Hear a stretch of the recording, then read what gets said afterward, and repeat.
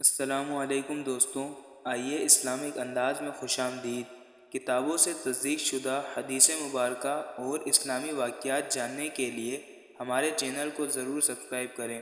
شکریہ۔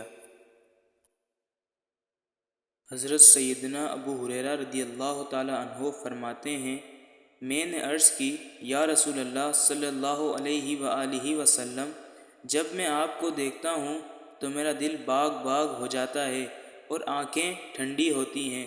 آقا، مجھے ہر چیز کی معلومات عطا فرما دیجئے۔ ارشاد ہوا، ہر شے پانی سے بنی ہے۔ میں نے عرض کی، اس چیز پر مطالعہ فرما دیجئے جسے اپنا کر میں جنت کو پا سکوں۔ فرمایا، کھانا کھلاؤ اور سلام کو پھیلاؤ اور صلح رحمی کرو اور رات میں نفلی نماز پڑھو جب لوگ سوئے ہوں، تم سلامتی سے داخل جنت ہو جاؤ گے۔